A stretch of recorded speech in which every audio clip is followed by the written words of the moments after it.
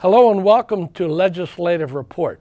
I'm State Representative Jerrry Knowles, representing the 124th Legislative District in Berks and Schuylkill counties. Many people believe that the property tax is an unfair tax that threatens a person's ability to stay in the home that they've owned for many years. However, over those years, it has been a struggle to find a replacement system to fund our public schools. Joining me today is my friend and colleague who has a plan that he's trying to build consensus for here in the House. Representative Jim Cox from Berks County is here to discuss the elimination of school property taxes. Representative Cox, welcome and thank you for joining me here today. Always glad to be here. Jim, you've got such a passion for this bill. I mean, it's so obvious that this is number one priority for you. And just a little bit about your background and, what part you played in this in the past and the part that you play in this now. Well, the issue is not a new one to me on a personal level. I had worked for State Representative Sam Rohr beginning back in 1998. I had worked with him on developing legislation to accomplish the goal that we're still trying to accomplish today. But we had worked on it, we came up with some ideas, and back in 2003, we first introduced, and I say we, I was on staff at that point, but the bill was introduced, and it was actually several bills that went about eliminating the school property tax, replacing it with sales and income tax. And I'll talk more about that in a moment, but the concept is not a new one. So for about 10 years now, this legislation in one form or another has been reintroduced time and time again. What we've seen over the last several years, though, as I came into the House and Representative Rohr, as his time in office came to a conclusion, we needed somebody to champion the issue. As I started knocking on doors when I was campaigning, the number one issue I heard over and over again was school property taxes. What are you going to do about my school property taxes? They wanted me to support the bill that I had written for Representative Rohr, which was eliminating school property taxes. We've introduced it, the first time I introduced it, it was House Bill 1776. This session, I introduced it as House Bill 76. And there's a companion bill that's identical in the Senate, sponsored by Senator Dave Argyle, who I know you're familiar with. Sure. Senate Bill 76 accomplishes the same goal, and it's actually identical language. Jim, if you could, there are a lot of people who are familiar with House Bill 76 as well as Senate Bill 76, but then there's others who may not know exactly what we're talking about. And could you just take a little bit of time to walk us through the bill? Sure.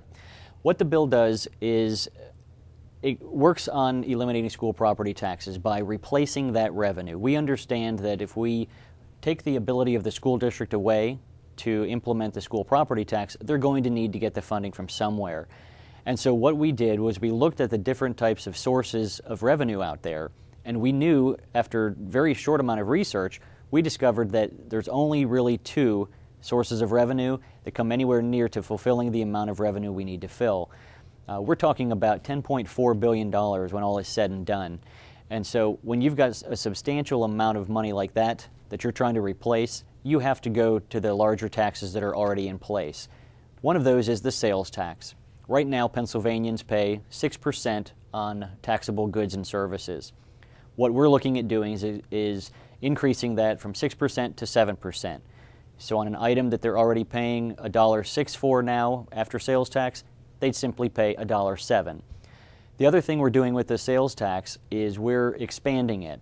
There are some goods and services that are not currently taxed. We are reaching out and saying, you will now be paying taxes on more goods and more services. Candy and gum, for instance. Right now, we don't pay tax on candy and gum.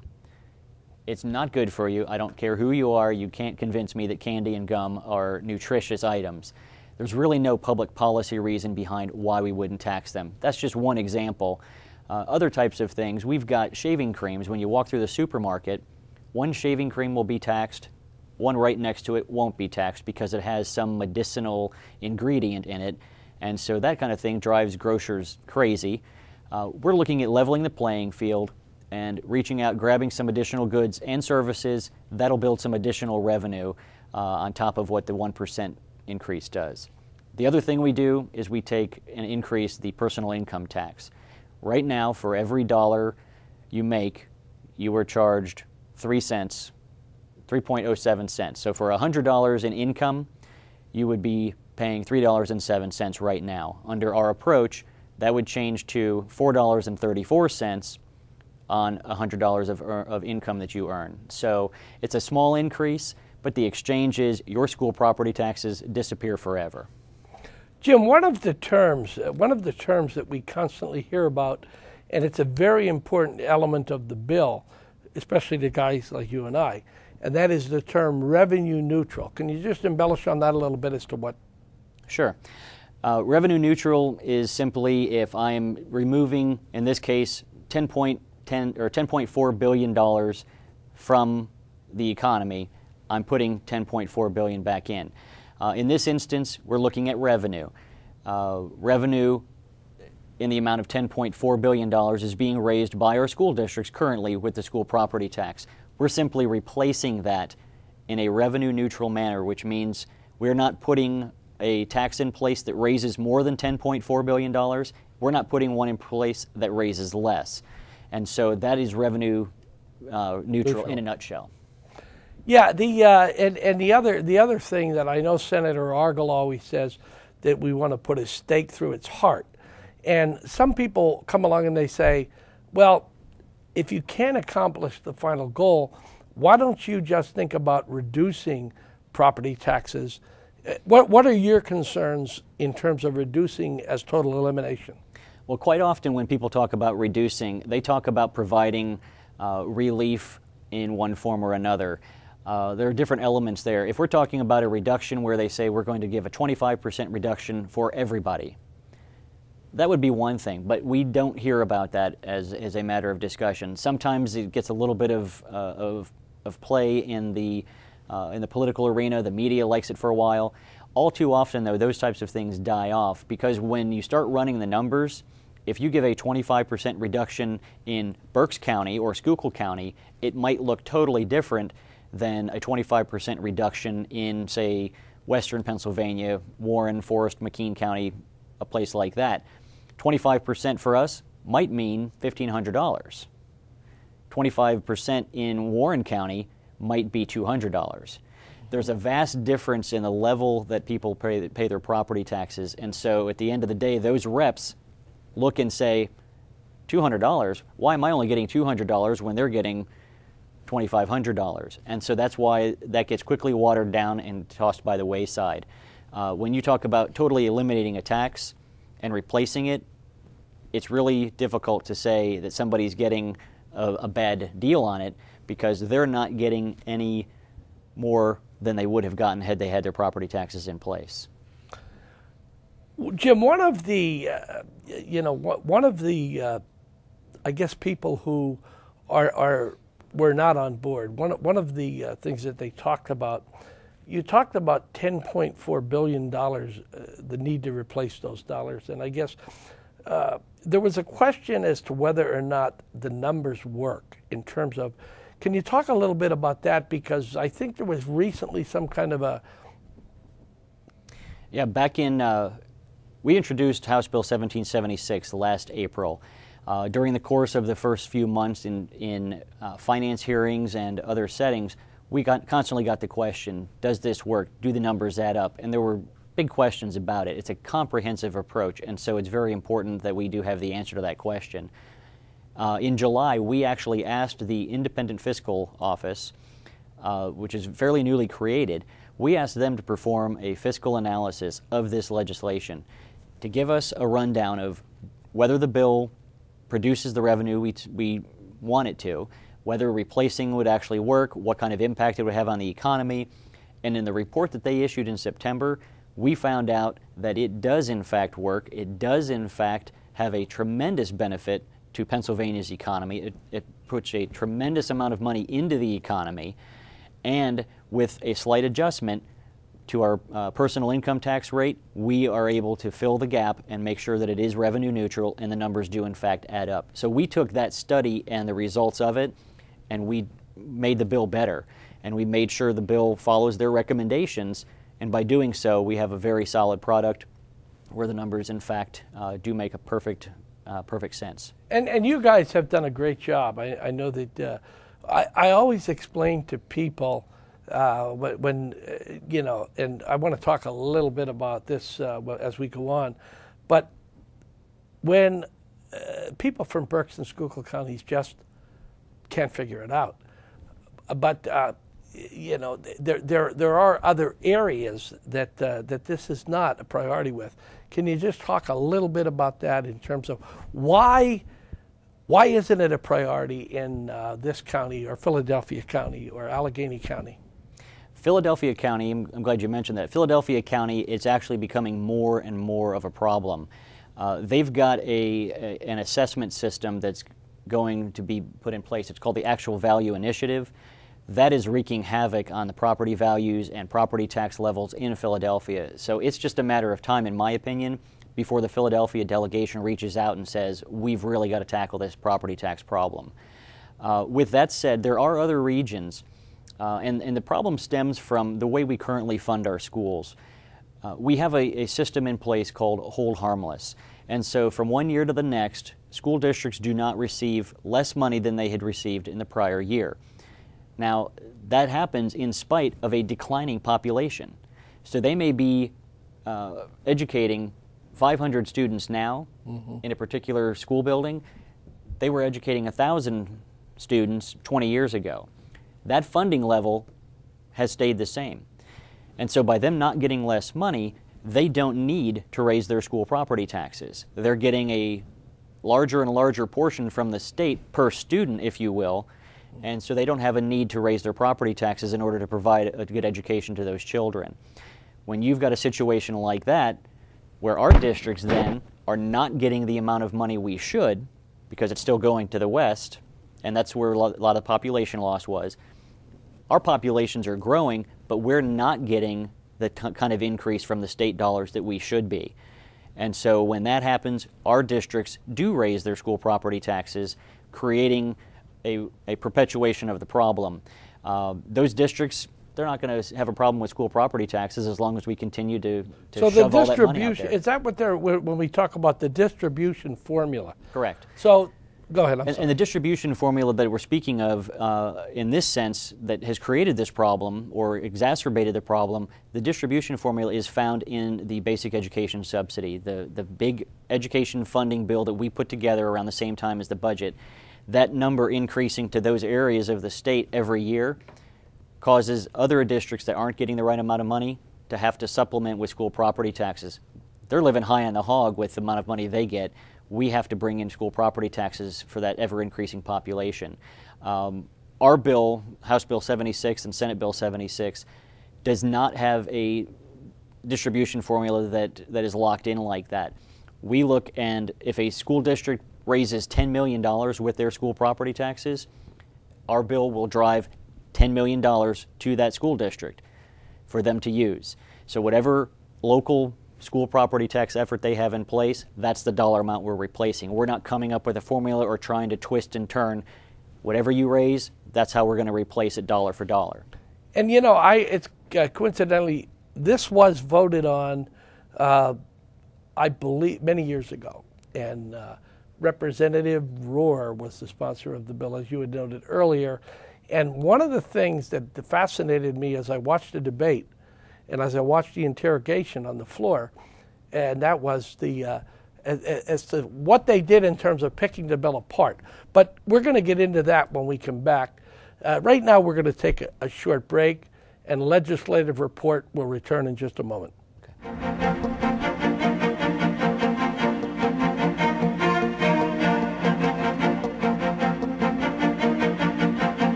Did you know that Violet Oakley was the first female artist to receive a large commission for artwork done in a United States Capitol building? In 1902, Joseph Houston, designer and architect for the 3rd Harrisburg Capitol Building, commissioned Violet Oakley to paint murals for the governor's reception room. He believed that Oakley's contribution would add interest to the building and act as an encouragement of women of the state. Prior to beginning her work for the Capitol, Oakley set out to England to conduct research for her murals. Upon return, she decided to center her artwork on William Penn and the founding of Pennsylvania. Oakley made sure that Penn's ideals of justice and peace could be seen throughout her work. In 1906, she completed 13 murals titled The Founding of the State of Liberty Spiritual and was placed in sequential order around the governor's reception room. These murals were some of the first to be installed in the Capitol. When Edwin Austin Abbey, another artist for the Capitol, died in 1911, Oakley was offered another opportunity to create murals for the unfinished Senate and Supreme Court chambers. Her work on the Senate murals, including International Understanding, was completed by 1919. Oakley then completed the Supreme Court murals, including the Divine Law, by 1927. Oakley is said to be the principal artist for the Capitol, with a total of 43 murals on display. She remains one of the greatest muralists in the United States.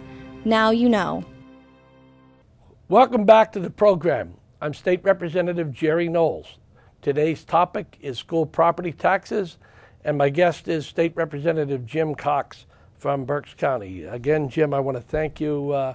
Pretty busy time right about now down here, and I thank you for taking time out to talk.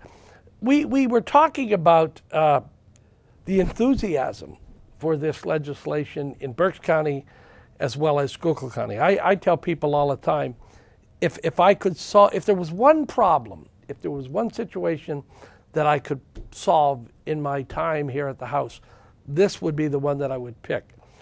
And when we talk to people in Schuylkill and in Berks, they just scratch their heads. And again, you know, you talked about the one element in dealing with property taxes in certain areas of the Commonwealth, but I know there's another problem in terms of the bordering counties in dealing.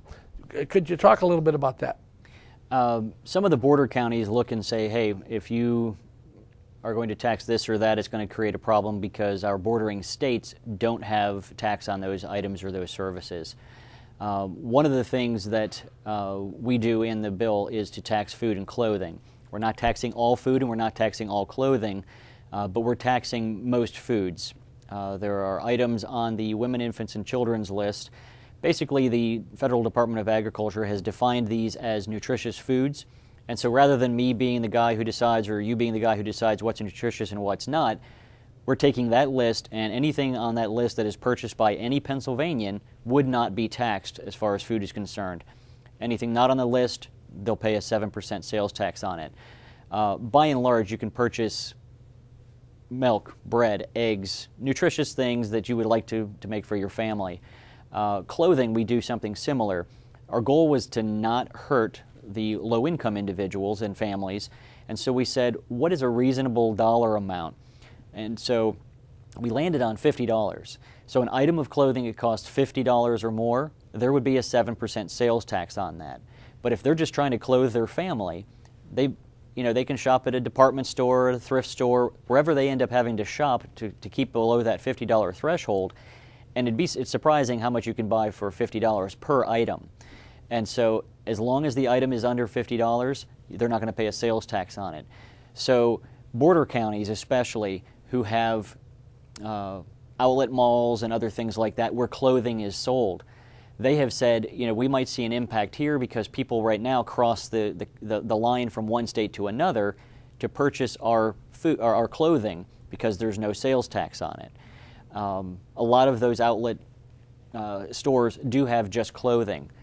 But as you dig a little deeper, you discover that they're not just selling clothing. They're selling the pots and pans and the dishware and all kinds of other things that they're paying a sales tax on.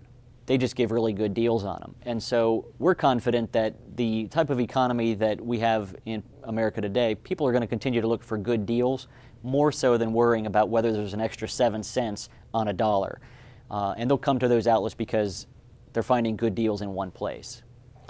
Jim, one of the things, and it was mentioned, I think, somewhere in the introduction, and I'd really like to talk a bit more about it, And that is one of the adjustments that I had to make, down here is and believe me, at times it's hard, and that is to build consensus. And that's the challenge here, because I explain to people that every legislator, I know we talked about this before, every legislator represents 65,000 people. My job is to represent those people. So when these people are saying, what's wrong with these guys from here or there, why aren't they on board, I try to explain to them, you need to give them something that they can take back home. And they can sell this entire package. Right. So can you talk a little bit about how you build consensus in terms of legislation? What I did when I took the reins of this, Representative Rohr left the legislature after the 2009-10 legislative session. When I was sworn in January of 2011, I said to myself, do I want to introduce the exact same piece of legislation, or do I want to try to make it better, try to learn from the past debate that had taken place on the floor? So I took the entire year, and I sat down with people who had spoken on the floor and people who had objected to certain things. I went to different groups. I went to different House members and Senate members and said, how can we get you on board? And so that was a lengthy process. It really was. And people in Berks County and other areas started to get very impatient, saying, where is legislation to do this? And I kept on saying, I'm working on it. I'm trying to produce a better product. And sometimes you've got to take it back to the drawing board, pull it all apart, and then put it back together in a way that makes sense for a new session. And so that's what I did in 2011. So in 2012, April of 2012, when I introduced it, it looked a lot like Representative Rohr's concept, which is the replacement of school property taxes with sales and income tax. But the items that were taxed, the services that were taxed, the structure of it, a lot of those details changed. And we had worked with groups and individuals in the House and Senate to accommodate their concerns and address those concerns. And I'm proud to say today that through that process, there are 4 or 5 people who are members of the House and Senate who are now co-sponsors, who had objected, and they stood there and they fought the bill when it was discussed as an amendment to another piece of property tax legislation back in 2008. So through that process, we're able to learn and I think make the bill a better product. And that's part of building consensus, is listening to the concerns and doing what you can to address them. You can't go into any piece of legislation saying this is the answer. And I think that that process has helped us. Previous versions of this from other sponsors, we had 35, 40 co-sponsors. Last session we introduced with 60. This session we introduced with 60, and we're up to 62 as of today. The Senate's doing the same thing. They're at 17, 18, I think they might even be at 19 now, co-sponsors in the Senate. And so there's a lot of consensus building that's taking place even as I speak. Senator Argle's meeting with people. People are getting some input on this, and that is so valuable in this entire process. And I think the point that I want to drive home is the hard work that goes into even the simplest legislation that you introduce. It is such a long haul to get it through the House, to get it through the Senate. You need the votes in the House, the votes in the Senate, and then you need to have something that is acceptable to the governor. Let's talk about that. Have you had any conversations with the administration, and what is their position? In my conversations with the governor and other individuals who've had similar conversations, we're hearing the same thing. If we get the bill to his desk, he will absolutely sign it. Obviously, we'd love to have him come out and make this one of his priorities, and maybe he'll do that at some stage in the not-too-distant future. I can't speak for him, obviously. But the governor has said he will sign a piece of legislation that addresses property taxes in this way. If we can make it to his desk, he's got we've got his signature on it. The problem, as you have said, whether you've got a 2-page bill or like we have a 137-page bill, there is a lot of legwork and a lot of interacting that is involved just in moving it from one stage to the next. And so I need guys like you and others to get out there and push other people to sign on and get our leadership to help us push this through.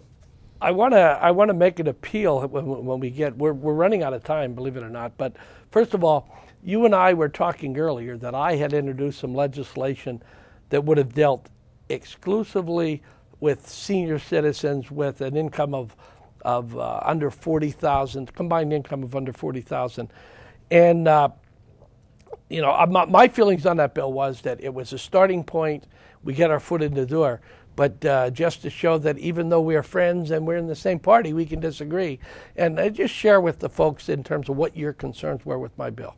My concerns with doing any sort of targeted relief would be that if you, I mean, you can take it simply. If you've got a room full of 5 people and we say all 5 of these people are going to help us pick up this table and move it to the other side of the room, by relieving just seniors in this instance, you take a person away from that effort.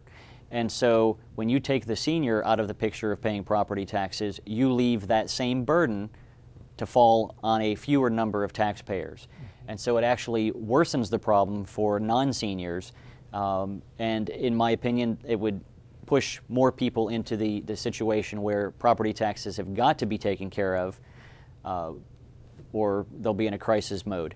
We don't want to do that to anybody. So that's my concern, whether you're targeting seniors or veterans or income-based relief. There's a lot of things that have to be thought about there to avoid passing that tax burden on to other people who would still be left paying.